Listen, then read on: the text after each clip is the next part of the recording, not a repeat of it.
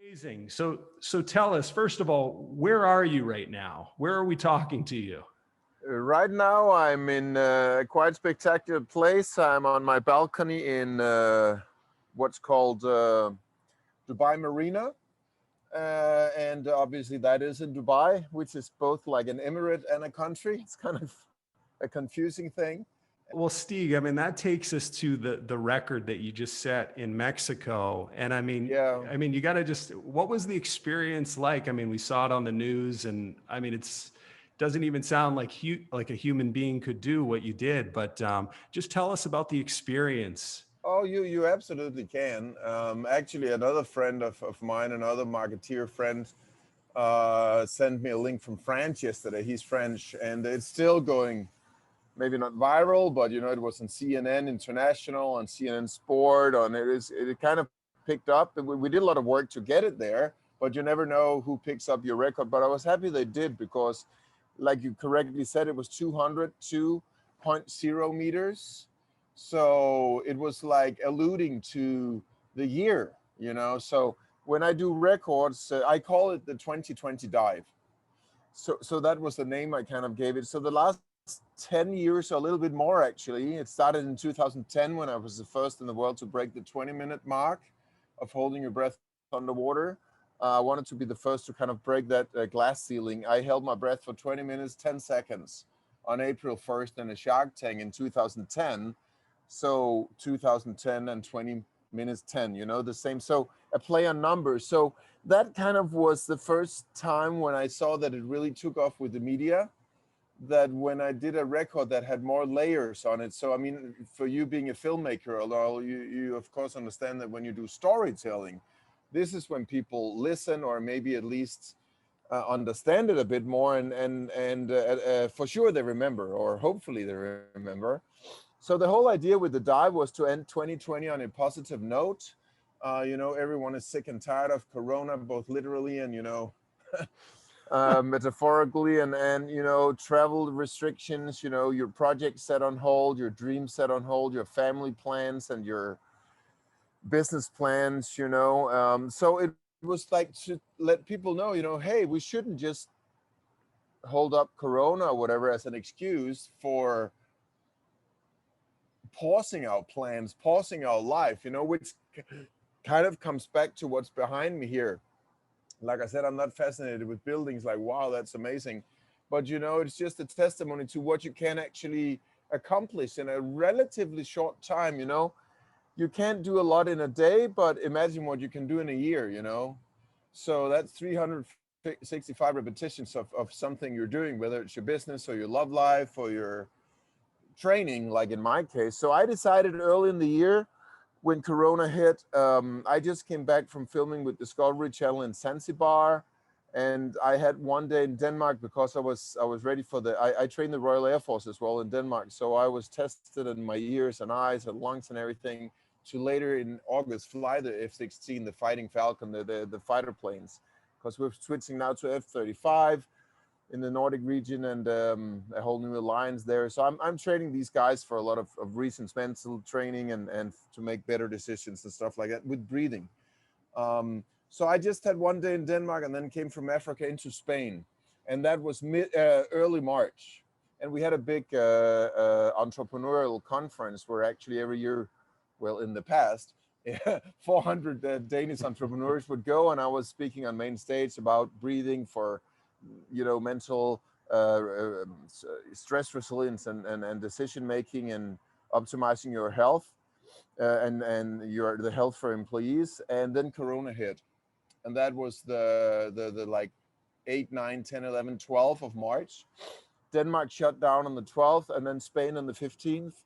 And I also happened to have a home in Spain, in Malaga, so I decided to stay put for a few months. Well, there was not really much to do, because it was either to fly back to Denmark immediately or to stay in Spain, and they had a pretty severe lockdown, which was okay. I have a beautiful home there and can train. But then I decided to give my book for free, the one you just mentioned before, Breatheology, the Art of Conscious Breathing. It's correct, it has been a bestseller. It's been on Amazon, #1 in different categories. And I wrote it more than 10 years ago. And it's just a simple breathing guide, you know, that everyone can use to improve their health and their mental conditions. It's not really just like a yoga book or stuff. I also talk about breath holding, which I love, you know, the other Yeah. side of breathing, I call it. So I also give people guidance to how to stay safe and hold the breath longer, but it's not a freediving book. It's not a skin diving book. And then along with that, I thought that, you know, the usual stuff, politicians were just kind of in a panic, and the WHO did nothing as usual for anyone, just, you know, trying to get more money or just wandering around like dumb sheep. And I think nobody was doing anything good, not even the media, except of scaring people and just 24/7, literally. I've never in my lifetime, I'm 47 now, seen anything like it. You know, they're just putting all this out. Corona was all that was in the news. No positive news about a Right. school being, you know, set up for kids in you know, in a strange place in Africa. Nothing about, you know, good things happening with nature. So I also, in 3 days, on the 18th of March, we launched a program called Breath Training in Corona Crisis. And that's an online digital coach program. You know, it's free. And it was meant for everybody, but particularly for the elderly, you know, the most vulnerable in the Corona situation. So when you get the book, it's still there. You know, you also got the Corona Breath Training online course. It's just on our main page on breatheology.com. We have now about 400,000 people have joined and gotten help from that. And I would, of course, wish it was a million. That was my goal. First, it was 100,000, then 250, then 500,000. Then we're Yeah. closing to 500,000 now, and then a million. Of course, I would love 10 million or more, you know, and especially with the US, so many challenges, you know, New York area and many areas in the US. And it's just, you know, I try to do with my team all we can to bring out breathing and awareness of how you can take control back in your life to have greatness in your life. And in this case, it means, you know, protect yourself, stay healthy.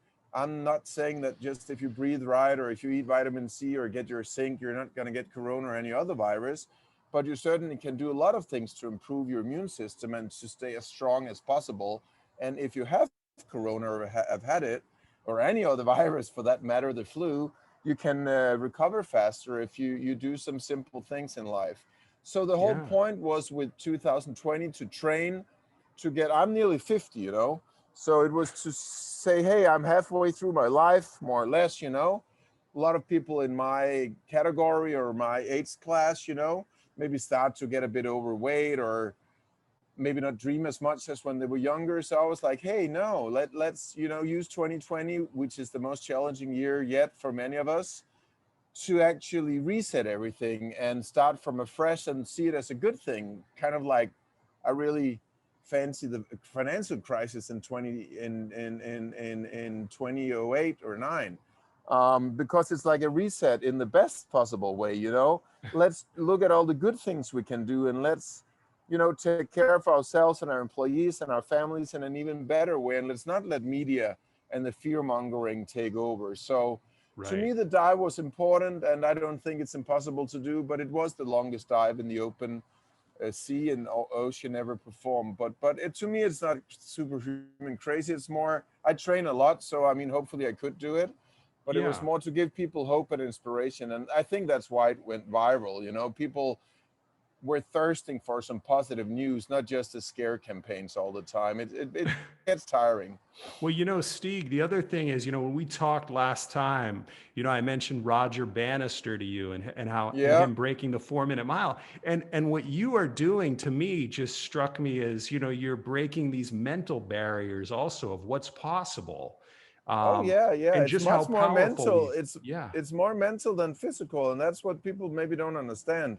Maybe a little bit like you said, oh, that's impossible to do. You know, I know you're also being polite and you're putting out something in your podcast, but it's not impossible. You know, it spells I'm possible in English, the T-shirt. But yeah. So sorry to interrupt you, but absolutely, it's mental. You know, it's what you visualize. It's what you imagine. It's, you know, like Walt Disney said, if you can see it, you can do it, or if you can dream it, you can do it. you know, nothing happens out of nothing. So, you know, it happens out of you having a vision or a dream of something, like these buildings that literally just, if you didn't have a vision how to, you know, a drawing and how many windows are we going to put and how many doors, how many floors, it's not going to happen. You can think about it a lot. Like you go, oh man, if I had a building here, that would be amazing. If there was a whole marina, that would just be incredible. We could have boats and everything down there. That, wow, what if we put an Olympic-sized swimming pool on top of the mall down there? That would be amazing. But if you don't really start to put steps of action into your vision, nothing happens. So I think that's maybe my main lesson to people. You know, it's not that they should go diving under ice. You know, we haven't talked about that, but I have a few current Guinness World Records still under ice. Doesn't matter the distance, but one of them is I swim in Speedos. Maybe some of your listeners have seen it actually on History Channel or 60 Minutes or Discovery or somewhere, maybe on Facebook or YouTube. But the point is not that I want people to go swim in Speedos under ice or dive longest distance in the ocean, you know. It's just that is my way of expressing myself as an athlete, you know, just like a ballet dancer will jump and do elegant things, or an artist will paint something and tell a story with that painting, whether it's about, you know, some negative topic or a positive topic. And with the dive as well, I wanted to put focus and attention back on nature because I'm a marine biologist. I have a PhD in medicine, yes, but first and foremost, I'm a biologist, and I love everything with nature. So it was also kind of a way to put awareness on nature, and that we shouldn't put any restrictions or put on hold the protection of the marine reserve. So the record I did in beautiful La Paz in Mexico, I'm actually buying a home over there now these days. I'm back and forth with a contract, but it's a big marine park. And so we also had a lot of challenges getting the permissions and stuff because we were in the Corona lockdown in Mexico as well. But the authorities were really nice and worked with me, and I had a lot of local support. And to do the record in such a beautiful place where I could train every day with sea lions and seas, you know, dolphins and jumping mobile arrays and stuff like that, it was just amazing. You know, it's like paradise on earth. And I thought that if I did it in a spectacular place, a beautiful place, it would also be, you know, be picked up more easily by the media, which it did, luckily. So Yeah. when something is pretty and a little bit impressive, maybe then people like to watch it. So it's also about making it tasty, making it a little bit. I don't seem to find the word now, but like attractive. It's another word I'm Yeah. looking for. But you know, when something is pretty and kind of fascinating, then you also, it sticks with you. Yeah. Absolutely. Absolutely, Steve. You know, one of the other things we talked about once before is just how overlooked it seems a lot of times breathing can be. We talk a lot about food, we talk a lot about exercise, but I mean, Yeah. breathing is maybe, you know, more important than anything. And especially like you brought up with this pandemic. I mean, before the pandemic, people were already overstressed and overworked and Yeah. you know, unhealthy in a lot of ways. But now add the fear component. Stig, how can breathing sort of be an antidote to all this fear in some way? Yeah, great question and very simple answer. You know, there is no better antidote than breathing because you have it with you 24/7. So you don't have to put on your tennis shoes. You don't have to go to the gym. You don't even have to go to the doctor for some ridiculous whatever assessment or analysis, you know, of this or that, or take this sleeping pill or take this antidepressive pill, which has nothing to do with being depressed. It's just kind of putting, you know, water on the fire, maybe even fuel. I don't know, but breathing gives you the ability to take the power back to yourself, and that is maybe the most overlooked thing in modern society. Whether you're a child having, or maybe you know, if you're a parent, your child has a difficult time focusing, or you know, attention deficit, as many kids have, because they have so much input from everyday life, social media and stuff. Everything is so fast, you know. Um, Maybe you're an athlete who needs better focus. Maybe you're just stressed out mom or dad or husband or wife. Maybe you're a son of an elderly who's sick, or you know, having other things, you know, um, dementia and stuff like that. So there can be so many things in our lives that are challenging to handle. That is life. Life is one long, I wouldn't say struggle, but it's a lot of challenge, a lot of pleasure as well. So with breathing, what it does is that it gives you the ability to go straight into what you call the parasympathetic part of your nervous system. But if we just talk plain and simple English, it's called rest and digest. So what I talk about in the book, Breathology, and what I talk about with everyone, whether they're bankers or Olympian gold-winning athletes, it's always about relaxation. So before breathing, I teach people relaxation. And that, I think, my friend, is even more overlooked than breathing, because people know a little bit about breathing. Maybe they don't know how to breathe. They also don't know, certainly, that they breathe about 20 or 30,000 times a day. So it's an invitation 20, 30,000 times a day to do something better, right? Back to what I said before with the world record I just did. If you 365 days, have 365 little steps, you can do a lot. You can build a lot, a big tower, And that's the same with breathing. If you breathe correctly every day and put consciousness and awareness on it, you get better and better and better day by day. But many people don't know that you can actually train relaxation, because it's not part of modern society. We have breathing, we have yoga, we have meditation, we even have mindfulness. We kind of have that space opening more and more, which is fantastic, and very needed. But we don't talk about relaxation. And relaxation is the antidote to stress. Relaxation is the opposite activation in your nervous system. So stress is what you call fight and flight. It's what's in a medical term would be called the sympathetic activation. So the sympathetic part of your nervous system. Your nervous system has two ways. It's like a tree with two branches. One branch is the stress response. You also call it fight and flight. So that's adrenaline and cortisol. Those are the stress hormones that keep you alive for a very short time span. If a bus is hitting you, or in the old days, it would be a dinosaur or a saber-toothed tiger or something.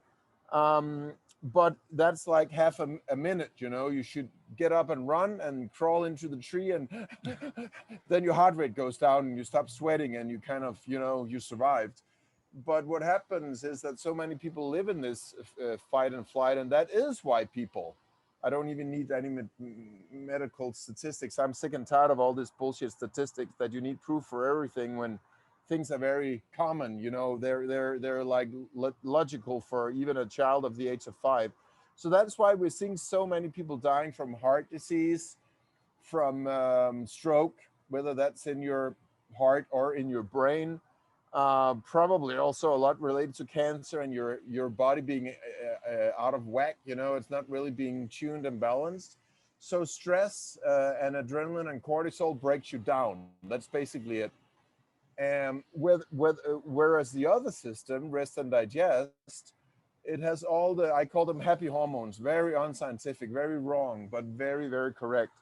So it's serotonin, it's dopamine, it's oxytocin, the hormone that the mother produces when she's giving birth, but also when she has the child, and the child is producing it when it feels safe, suckling on the breast, having milk, feeling the heartbeat of the mother, just feeling love, basically, right? It's also called the love hormone. So those different hormones are kind of like a cascade inside of your body. Once you're breathing in a controlled manner and in a relaxed manner, and that is because when you breathe with a slow exhale, in through the nose, slight pause, and then it's actually what you call the sigh in English. Nature already knows what to do if you're stressed. You come home, you sit down in a chair, and you go, that's a sigh. So it's a sigh means that you put a bit more pressure on your exhale. That elevates the oxygen partial pressure in your lungs, meaning you push a bit more oxygen into your bloodstream, making you having better decision making you more healthy, more strong. Every cell needs oxygen. You have about 50,000 trillion cell or whatever. So you need oxygen. And then you turn on the vagus nerve.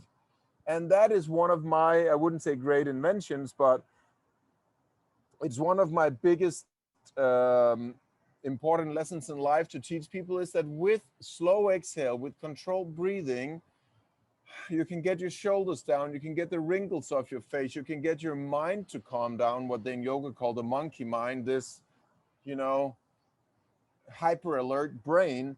And you can trigger the vagus nerve. It's the 10th cranial nerve. We all have one. As a matter of fact, we have two, because our nerves are paired cranial nerves. We have 12 set of wires running from the main computer, the brain, to our body. And kind of like I have this headset on, one on each side, and they're called cranial nerves. And they're like wires that give signals from the brain to the body and then brings a signal back. So when you do something, for example, if I extend my arm, of course, that comes from my brain, but then the signal goes back to my brain. Hey, buddy, your arm is extended. I don't have to keep doing it, you know? So, so with breathing, you have an incredible tool right under your nose, you know, that just as soon as you start doing it a little bit every day, and I'm just talking a minute or two here. I'm not talking about you need to be a yogic world champion, you know, 2 hours a day stretching and doing all the splits and all this stuff. You just start in the morning, you wake up, you appreciate life, you feel the air is cool in your nose and your nostrils and so forth. So yeah, breathing is the, I always say, you know, start with breathing, or breathing is king.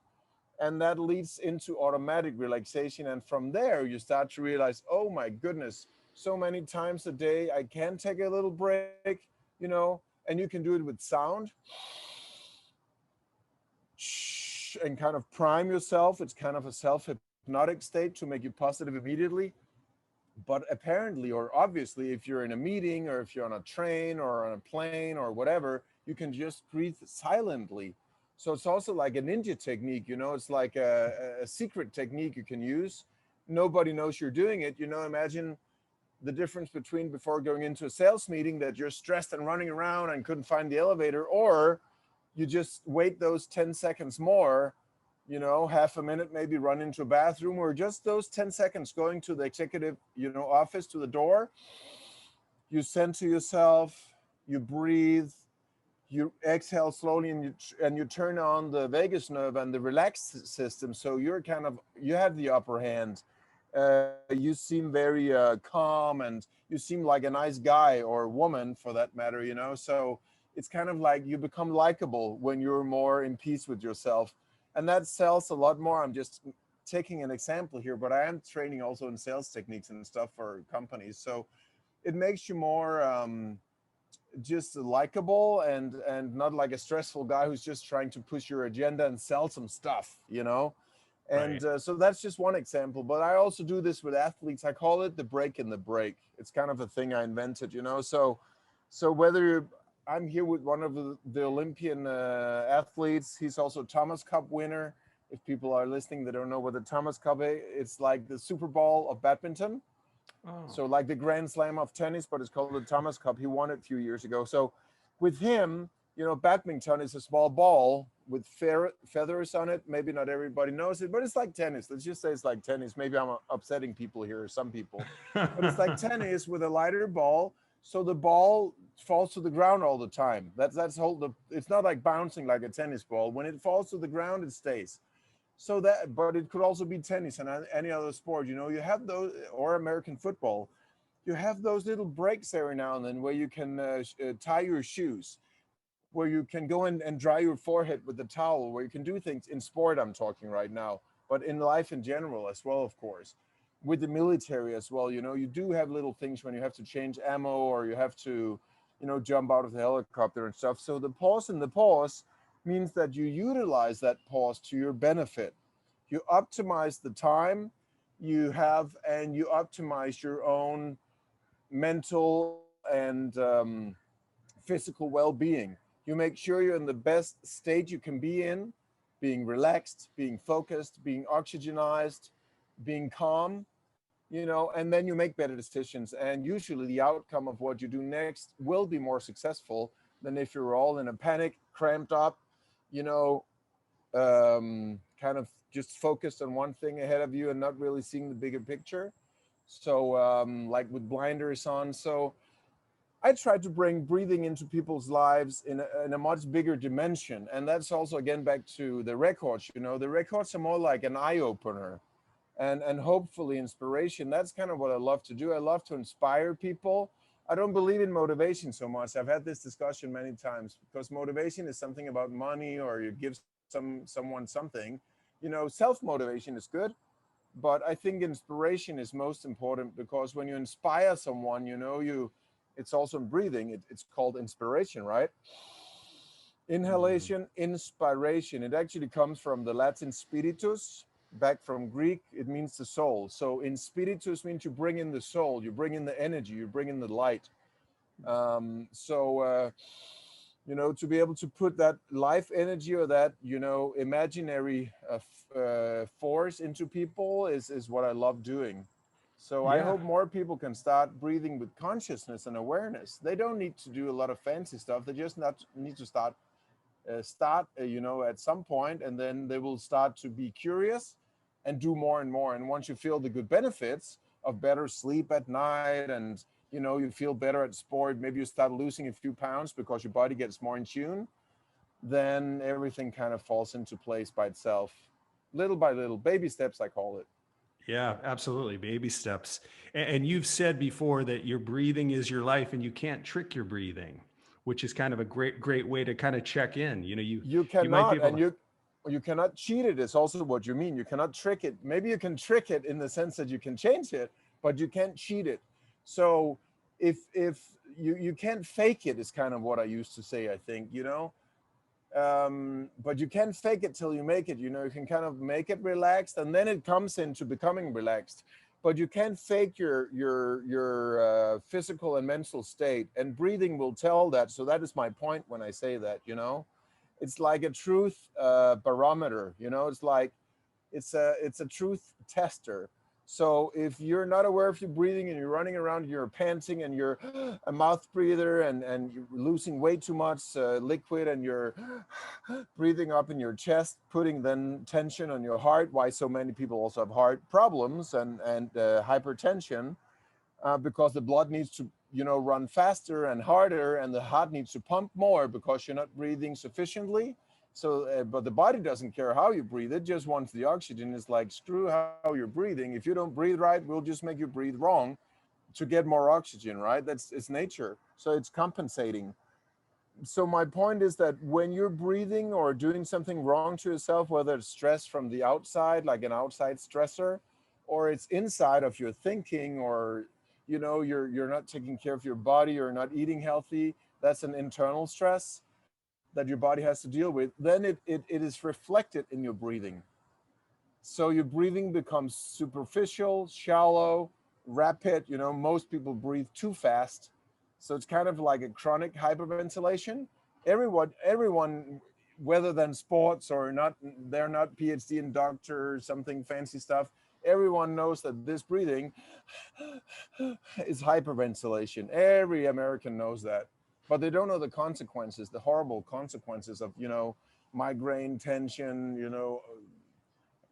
heart palpitations, palpitations, what is it called? Heart palpitations. palpitations. You know, the heart goes out of whack and all this stuff. So, but if you look at your breathing, it's a reflection of your state, you know, physical, mental, maybe even for some people, spiritual state. You know, if you're suffering or in pain or something, confused. So it is a reflection, and that you cannot fake. You cannot be running like crazy and just not breathe. You see my point? Or people listening, you can't run like a maniac and just say, oh, I'll fake it, I'll not breathe now for a minute, you know, because you're producing carbon dioxide. And that is actually the gas, the molecule that is calling for breathing. It's not low oxygen, as most people mistakenly think. Even doctors, they don't really understand the human body always, because they're reading too many books and doing too little exercise. So they don't really know how the body works. So you're not getting triggered to breathe because you have low levels of oxygen. When you have low levels of oxygen, you're falling unconscious. You don't even know it. So, you know, and most people can't push themselves there, but you can certainly get high levels of CO2, and people can try this next time, completely safe. Next time they're working out or running, they can just sit on the floor. Don't be standing, sit on the floor right after a sprint in the forest or around your house, or just do it in your bedroom, you know, jump up and down 50 times, Stop breathing, sit down and stop breathing, and you will see within 10 seconds your body explodes. It feels like it's going to explode. Because the CO2 is produced when your cells are active and your muscles are active. And when you can't blow it out because you hold your breath now, it feels like you're going to die for sure. And that is because CO2 is the strongest reflex calling to breathing through the spinal cord and into the brain center, and long fancy story. But when that is out of tune in your everyday life, when you're hyperventilating, like I was saying, daily in a wrong way, like panting, like animals, like dogs or birds are doing, that they do it not because they're, not know how to breathe. They do it to get rid of heat because they sweat differently. But that's a different story. But when humans are breathing like that wrongly, 25, 30,000 times a day, that pattern goes into their nightly sleep as well. That's one reason we have so many hundreds of millions of people with sleep apnea and bad sleep patterns, because their breathing in general is out of whack. It's not balanced, so they don't have that conditioning in their nervous system to breathe properly and smoothly and naturally. So it has a lot of consequences if you don't know what you're doing with your breathing. Well, can I ask you, I want to ask you about breath holding, because I know you gave a great TED talk on how breath holding is the new black. And I did. Yeah, tell us a little bit about where breath holding fits into this whole picture, and, Oh, how yeah. and the benefits of holding our breath a little bit. Well, thank you so much for that question. I'm very fascinated by breath holding and swimming. I'm a swimmer since, childhood. I think I was made on a boat or in a bathtub. It's still to be, we still don't know with certainty. But everything about water has fascinated me always. I'm also a Pisces, by the way, for those interested in those kind of things. But you see, breath holding is the other side of breathing, It's like the yin to the yang. It's the sun to the moon. It's the forgotten art of breathing that we don't know about. And those people listening here, that are into yoga, that are a bit deeper into yoga, would know that the fourth limb of yoga is pranayama. So the science of breath work, basically, it's pranayama is the fourth limb or step in yoga, where you connect the physical body.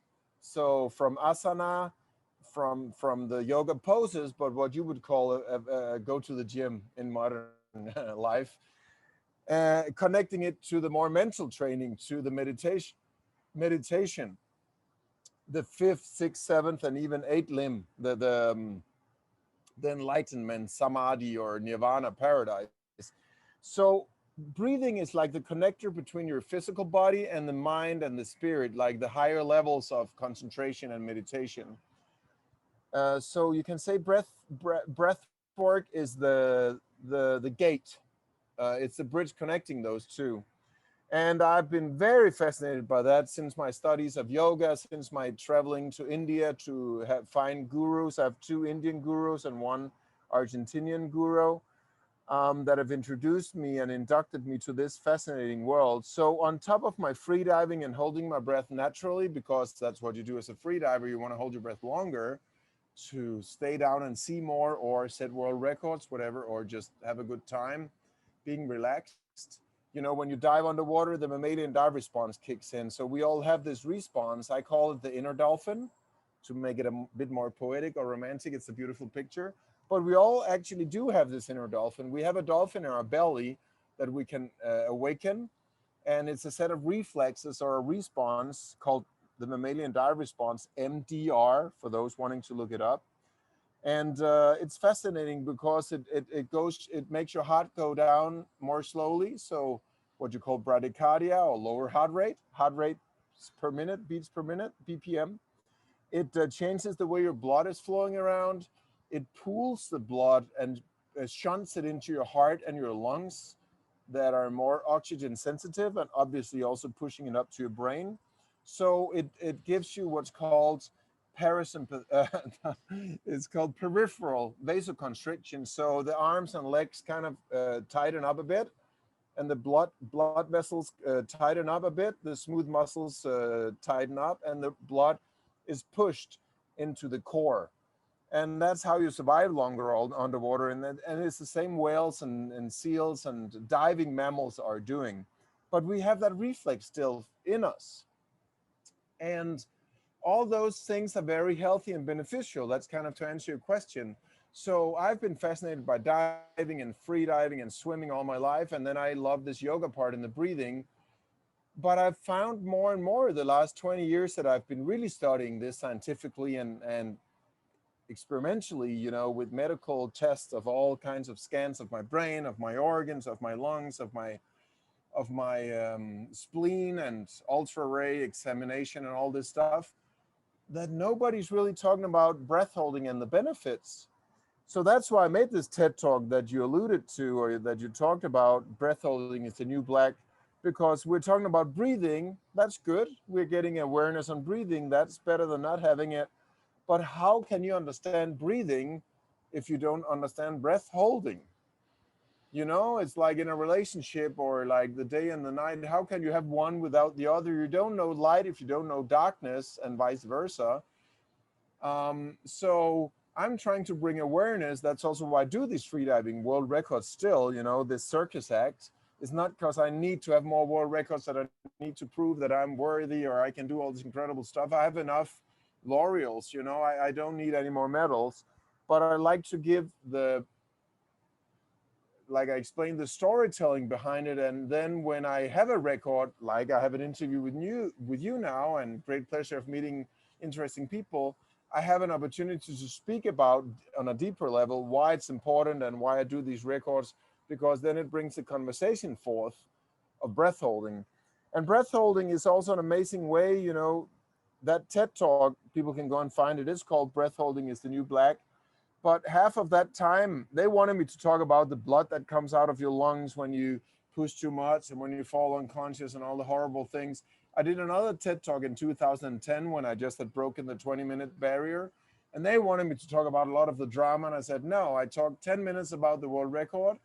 And then the rest of the time, I talked about a friend that had Lyme disease, that the doctor said was never going to walk again. And I explain and show in the video in the TED talk his whole recovery process, how we did breath hold training to make his nervous system wake up again, how we did training in the water to give him his balance back, because if you're not able to stand or use your nervous system, your engine, your motor skills, then you can't do it on land. But in water, you have water helping and supporting you.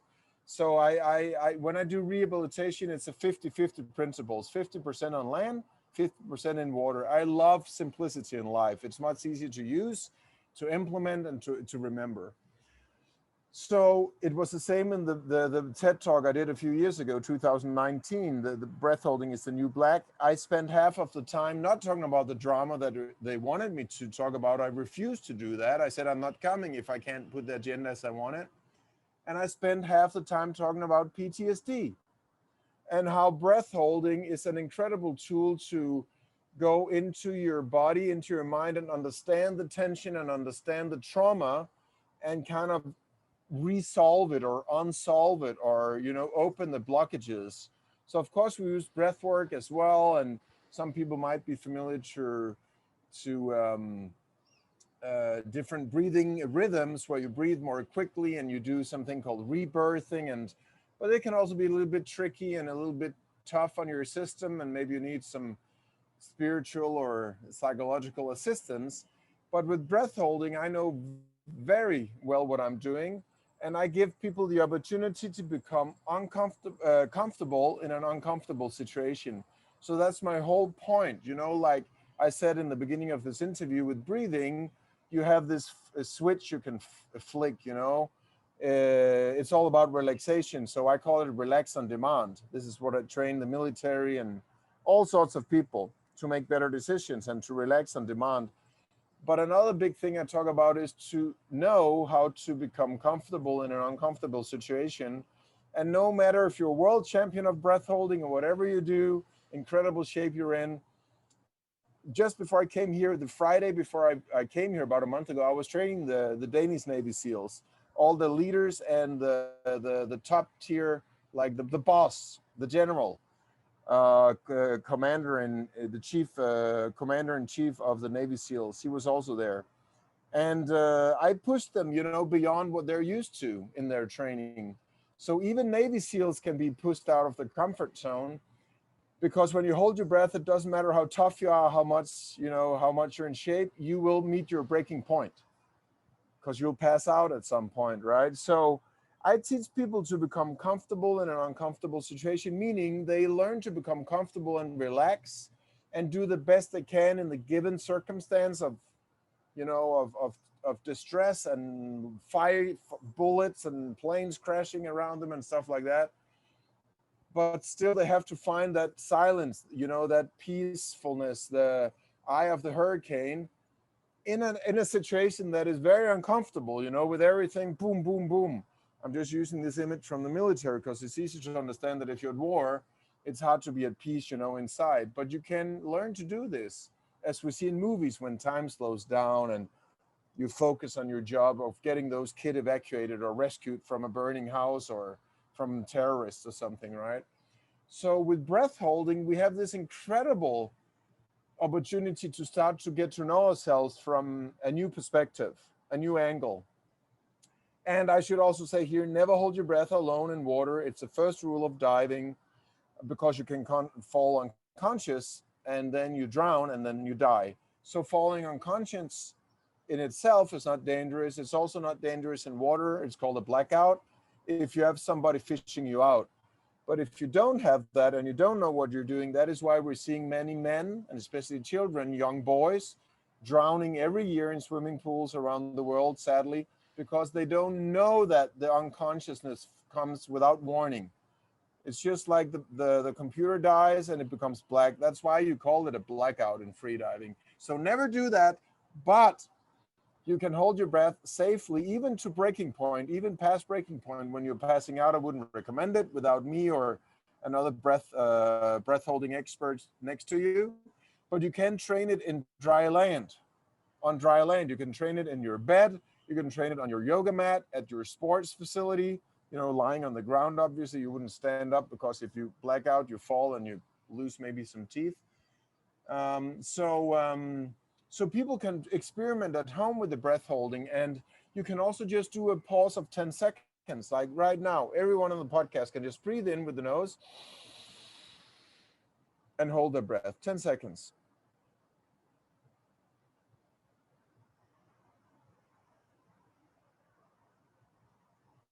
And slowly exhale again. Very important to be slow and controlled. And already now, I guarantee that everyone feels more relaxed. If you're not relaxed, it's because you put too much air in your lungs and you felt the physical pressure, the stress of the physical barrel receptors in your lungs, like, oh my God, what's going on? But in general, you feel relaxed. And an amazing thing happens when you hold your breath, which is so obvious that nobody ever thinks about it. You stop breathing, right? You stop the movement that you have known all your life, whether you're 20, 30, or 80 years old. That movement has always been a silent part of your life. It's there in the background. Zhung, zhung, zhung, zhung. Like we mentioned, 20, 30,000 times a day. So when you hold your breath, even for a brief moment, which means 5, 10 seconds, not full lungs, just like 60, 80%, you feel this instant stillness in your body. And that is what I train people to extend. Make it half a minute, make it 1 minute. And you need to take time again, back to the Stig Severinsen baby step process here. You need to have patience, persistence, you know, because you can't change your nervous system just like, oh yeah, overnight. You need to have weeks and months to recondition, it's called, your nervous system. But once you do it, it sticks with you. It's like riding a bike. Once you have learned to ride the bike, it doesn't matter if you don't ride it for 50 years. When you go on that bike again, you'll have the balance, because you have what's called body memory, you know, muscle memory. Your body remembers how to balance and compensate. You're not going to crash on the bike after not riding it for 10 years. But if you had never ridden a bike in your life, you would never be able to ride it, whether you're even 40 or 50. You're a grown-up person, but if you didn't learn it, you can't do it. So with breath holding, you have this amazing opportunity of an inner journey, to listen to your heart in a different way, because when you hold your breath, you also feel your heart. Maybe you hear it or feel it in your fingertips or your temples or your whatever place. It can be in your toes. And when you do it underwater and turn on the mammalian dive response, you get like a bonus on top of that. And it just feels amazing. And you can feel this tranquility and this peacefulness. Some yogis have even said, wow, this is a shortcut to samadhi. For those who have seen The Big Blue and read the book by Jacques Mayol, Homo Delphinus, the dolphin within us, he meets an incredible guru and he tries to hold his breath at the bottom of a lake. And he comes out and he says, oh my goodness, this is a shortcut to paradise. We're talking about a yogic, a person who has done this for 50 years, all his life. So breath holding holds a lot of potential. And that is why, again, I called it Breath Holding is the New Black, because I know, but I'm certain, but it will take time, that in 5, 8, 10 years, I always like to be 4 to 8 years ahead of my time, we will see incredible advancements because of breath holding in mental health care, and kind of revitalizing the body, rejuvenating the body. And that is a too complicated topic to explain today, but it's basically something about getting your cells on their tippy toes, because when you're holding your breath, you go against the strongest reflex of life, which is breathing. So you're stressing yourself, but it's a good stress. We can also use another word. We can say you're challenging yourself. And when you challenge yourself, you grow. Whether you want to become faster at running or stronger, then you need to lift some weights. But if you hold your breath, you're challenging your nervous system, but you learn to relax on demand, because the more you can relax, the longer you can hold your breath. And then you start to connect with your heart, connect that with your mind, connect that with the different hormones that are produced under different circumstances in life.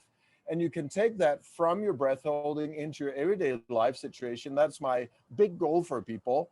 So not only use breathing, but also the breath holding, the pauses, translate that into life, and then use that in everyday situations to just have a more healthy and happy life.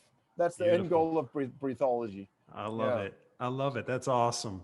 Stig, Isn't it simple? It's so simple. It's so simple. Yeah, they just gotta follow what you're talking about. This is great. And it's so simple, and yet it's so I think it's revolutionary for people, because people just don't do it. They don't think about it. But you bringing it to the surface is so important. But Stig, 3 final questions that I ask just about all of my guests. What are the daily practices that you pretty much do every day to keep you a bit more centered, grounded, and maybe a bit more peaceful? Well, the first one would just be breathing. And you can do it in 2 different ways. You can just stay in bed or sit on your yoga mat and do 5-10 minutes of conscious breathing. It's very important that you do it with awareness. That's why I call my book, Breathology, The Art of Conscious Breathing. So it's an art form to be aware, that you put attention on it. That's number one. The second one people can do is just put breathing on top of their physical workout. So every morning I do a thing called 7-minute workout. It's a little app just so I know I've done something, So with the 7-minute workout, it's just I do it with my parents. My dad is 85 and my mom is soon 80, she's 78. So we just do these 7, I don't do it every day, but when I'm in Denmark or visiting, and we do this together. I also do it with my nephew, who's 3.5 years old. So we do this together, and then I have much more attention on the breathing. So when you do your jumping jacks, do it with the rhythm of your breathing. Again, back to what I always say, breathing is king. Lead with breathing and let the movement follow. That's what I train all athletes, and they immediately become better, no matter if they're Olympian level athletes. So that would be a tip, do breath work, focus breath work, or just put it on top of your daily training. It could also be the run, you go running 3 miles around your block just to wake up. Then use breathing more actively. Use your nose for the inhale. Have a slight pause.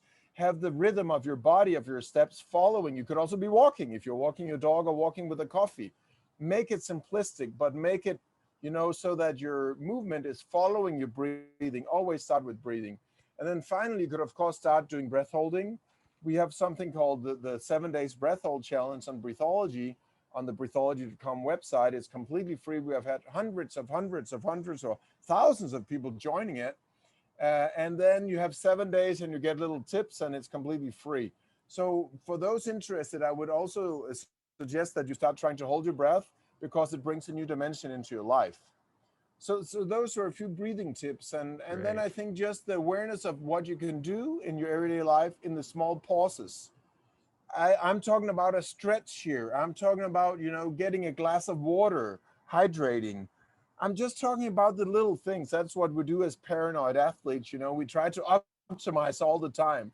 And especially in breath hold diving, because you're optimizing the life source, which is oxygen, right? So every single molecule counts, because when we run out of that last molecule, we black out. So we want to be able to lower our heart rate. We want to control our mind so it doesn't burn too much oxygen, because your brain is also burning a lot of oxygen. It's an engine, just like your muscles. And yeah, so finding that little pause in your pause to optimize everything in your everyday life. Beautiful, Yeah. beautiful. Stig, another question. If someone was sitting with you right now in beautiful Dubai, having tea with you or whatnot, but they were feeling a little bit helpless and hopeless, what might, and you may have just answered it, but what would be one thing maybe they could do today to take their life in a new direction? I, I, I think the old fashioned, thankfulness always is good. We have had so many beautiful things happening in our lives. So focus on those. We all can tend to sometimes, especially when we're depressed or feeling a bit alone or not feeling, in control, that we start to slide off and think of the negative things in our lives, and things we cannot do. And, oh, I cannot travel now. Oh, my kids cannot go to school. Turn it around. When will you ever in your next 50 years have the opportunity to be with your kids every single day? I'm not saying homeschooling is easy. I'm just saying, look at the positive. Is the glass half full or half empty? And I mean, so it might seem a bit cheesy, but focus on the positive. Always look on the bright side of life. Really, it should be a philosophy in school. And then what you should also do is start to learn relaxation that we mentioned before. Because if you're a bit depressed or a bit tied up, then relaxation opens not only your mind, it opens your blood vessels. And when things start to relax and open up more, your mind will follow. So you can start from your physical body that's a bit tense and a bit stressed, let's call it. And then you realize, oh my goodness, I'm not dying. I have money on the bank. I have a beautiful family. I have wonderful friends. They might not be right here right now, or maybe everything is not going as I wanted to, I dreamed of, but I'm certainly still here and breathing. So being a little bit more appreciative of what you have, and then learning to relax instead of going into panic for the smallest thing. That's not going to lead to anything good. That's what very, very certain. Totally, totally. Yeah. Stig, last question. If you had the opportunity to travel back in time 40 years and you could talk to your younger self, what words of wisdom would you tell him? Yeah, probably that, to relax a little bit more and enjoy more. But I think I was also lucky in many ways, in the sense that I was brought up. And then when I was at that age, 5 or 6 years old, um, I got struck by severe asthma. I had severe asthma as a child. Many people don't know this. And it was because we got some guinea pigs, some little furry animals in my home. And all the hay and the grass and this hair triggered my asthma, my child's asthma. So it's only when after I grew up, maybe even just 10 years ago, I started to realize maybe that triggered, this journey of me being so fascinated by breathing. And I understand and appreciate how much good breathing is doing in your life, because I've tried also not to be able to breathe. You feel you don't get enough air in through your windpipe. I had this strange thing as a child, because as a child, you think in different weird ways, but I felt that my teeth were too big. My molars in here, the deep teeth. And I remember that as some of my first childhood memories, like they were too big. Maybe because your jaw is growing, your everything is growing, you have pain in your knees and all that, growing pains. But also, I think it was just a feeling of not having enough space in my mouth to get the air in, because there was a constriction in my throat. And maybe you as a child think, oh, your teeth are too big. You know, I just remember this weird, ridiculous image of me thinking my teeth were too big. There was not space enough. So I think that something, you know, happened to me out of God's grace or a goodwill, you know, that kind of led me on this journey. But I've always been fascinated by animals and about organs and how animals communicate and how people communicate and how organs speak to each other. So how can we improve and optimize and all that? So yeah, probably just to relax a bit more and to have fun. You know, I think I have a pretty remarkable life. I'm very thankful for all the travels and all the wonderful people I've met and experiences in my life. But maybe to relax a little bit more. You know, even I can tend to be a little bit too serious or too stressed or too short-tempered sometimes. So my best advice would be to just chill a little bit more. Stig, what's the best way for the listeners to find out about you and your work? Well, the simplest way is just to go to our main website. We've put tremendous amount of energy and love and ridiculous amounts of money into that. So that is breatheology.com or breathology, however you want to spell it. It is spelled with an E in the middle, breatheology. There's an E in the middle there, like breathe. Ology, so it's like biology, which means the science of life. Breathology is the science of the learning, the understanding of breathing. Yeah, people can go and check it out there on breathology.com. But if you miss the E, we also have that domain, breathology. It took me 10 years and I lost it twice, but that's a different story. And people can see all the free courses we have. They can see the breath holding course I was talking about, even the instructor program that we're rolling out in February this year, and it's now all virtual because of Corona. So that's a new thing for us as well, to try to teach people around the world 100% virtually. Before, we always had the 2 months virtual training and a physical event, 3 days of meeting. But now with the travel restrictions, we can't ask people to come from all corners of the globe. Well, physically they can't. Many countries have restrictions, Canada, Australia, and so forth. So our training now is 100% virtual. I mean the instructor training. The other training on breathology is all video based. So we have free articles, free courses, a lot of free stuff there. And then if people want to advance on that, they can just see if there's a program that fits them. We have the fundamentals course, which you would call the basic course, and then advanced, which is like for next level, would be like you, if you're more interested into stuff like that, or if you're an athlete, or if you're battling with some things in your life, mental issues maybe. And then the last step is the instructor. And the first 2 steps are mandatory to become an instructor. So we know that our instructors, they know the whole program in breathology. But that would be the easiest, to go to our website. And we also have a YouTube channel, obviously called Breathology. So if maybe people want to see the dive in Mexico that you have been mentioning so kindly, maybe they want to see the ice dive, they can just see the YouTube channel. We have lots of videos in there. Or they can just Google me. I'm the only one in the world called Stig Severinsen. It's spelled S-T-I-G, like the stick, if you know, from the UK, the driver with the helmet on.